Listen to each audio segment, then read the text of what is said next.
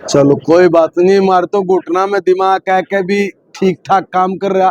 थारा तो दिमाग थारी खोपड़ी में था, फिर वो घुटने में भी नहीं रहा, वो कहाँ चला गया। नमस्कार, आप देख रहे हैं गोल्डन किरण न्यूज और मैं विक्रम सिंह। ये सीधी तस्वीरें आपको दिखा रहे हैं कुरुक्षेत्र के पंचायत भवन से। और थोड़ी देर पहले जो आपने शिक्षा मंत्री महिपाल टांडा का बयान सुना है वो कुरुक्षेत्र से सुना है।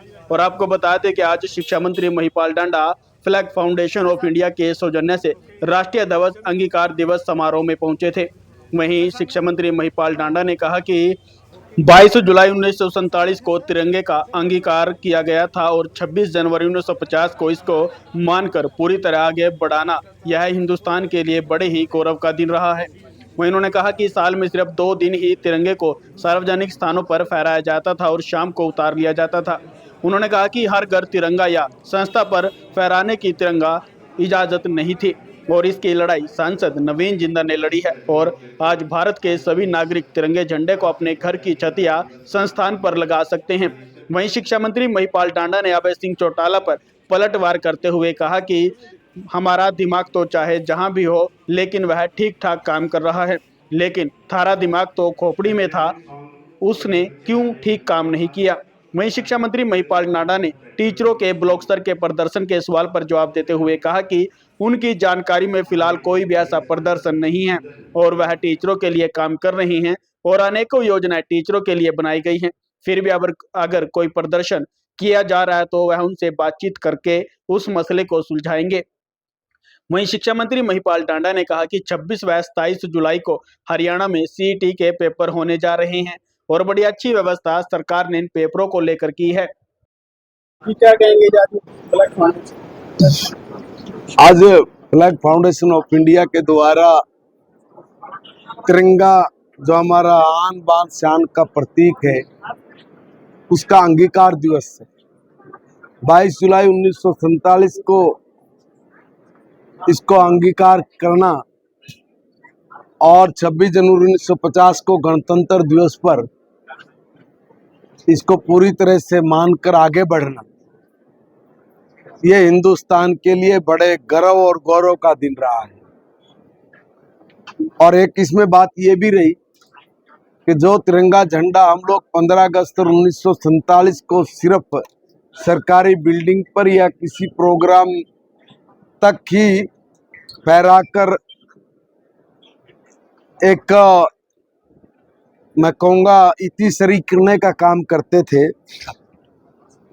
उसके लिए और हर घर या कोई भी व्यक्ति संस्था इस तिरंगे को कभी भी कहीं भी लहराए फहराए, इसकी जो इजाजत नहीं थी। तो हमारे सांसद आदरणीय श्री जिंदल साहब ने एक बड़ी लंबी लड़ाई लड़ी, आखिर जीत हमारी वो जीत हुई और हिंदुस्तान का हर व्यक्ति, फिर वो संस्थाएं इस तिरंगे को, और वो भी सबसे ऊंचा कितना फीट 100 फीट तक का झंडा वो इस देश में लहराने का काम आदरणीय हमारे सांसद महोदय के प्रयास से हुआ, उनके एक लंबी लड़ाई के बाद हुआ।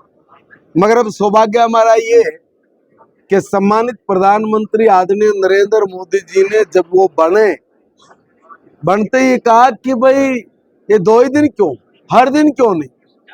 अगर मेरा देश का हर व्यक्ति अपने तिरंगे झंडे के साथ जुड़ेगा तो उसमें जो त्याग, जो समृद्धि, जो विकास के रास्ते और जो लगातार गति देकर इस देश को आगे बढ़ाने की प्रेरणा वो मिलेगी। तो इसलिए हर घर तिरंगा, देशभक्ति का ज्वार भाटा जो आज की डेट में हिंदुस्तान में है। और जब भी 15 अगस्त और 26 जनवरी आती है और देश का हर बच्चा हर घर तिरंगा लगाने के लिए जो प्रेरणादायी कदम उठाता है, इस देश के साथ हर रोज जुड़ता है, यही भारत की समृद्धि का, भारत की ताकत का और भारत के विकास का एक मैं कहूँगा नया केंद्र, नया तो नहीं, केंद्र बिंदु बन गया है तिरंगा।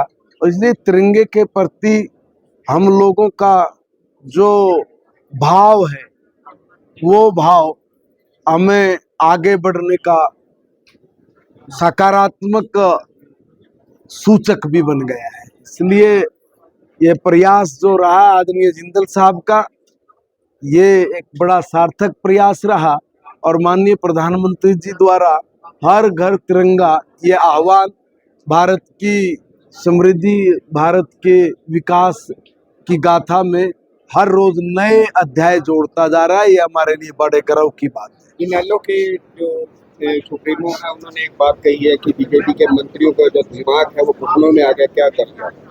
चलो कोई बात नहीं, हमारे तो घुटना में दिमाग कह के भी ठीक ठाक काम कर रहा। थारा तो दिमाग थारी खोपड़ी में था, फिर वो घुटने में भी नहीं रहा, वो कहाँ चला गया? मुझे जी क्या कहें, टीचर जो है वो प्रदर्शन करे ब्लॉक स्तर पर, क्यों?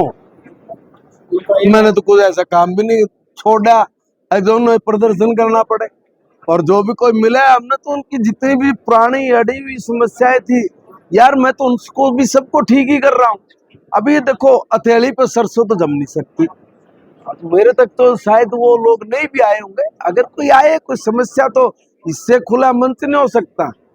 उनकी प्रमोशन से लेके उनके बाकी सब कामों से लेके जितना पॉजिटिव रोल और जितने सकारात्मक सोच के साथ आदरणीय नायब सैनी जी की सरकार बढ़ रही है, और मैं स्वयं उसमें आगे बढ़ के ये कर रहा हूँ, फिर वो क्यों कर रहे हैं ऐसा मुझे नहीं समझ में आया। अगर वो कर रहे हैं आपसे मिले, तुमको बोलो मिले भाई से आके, मैं मिल लूंगा, या मुझे नंबर दे दो, मैं उनसे बात भी कर लूंगा। ऐसी कोई मेरे पास जानकारी नहीं है। सरकार ने सीटी का पेपर है 26 तारीख को सरकार ने व्यवस्थित किया। देखिए, सारी संपूर्ण व्यवस्थाएं हमारी हो चुकी है और सारे परिवहन व्यवस्था भी हमारी हो चुकी है। हर सेंटर पे हमारे जो बोर्ड है वो लगा हुआ है।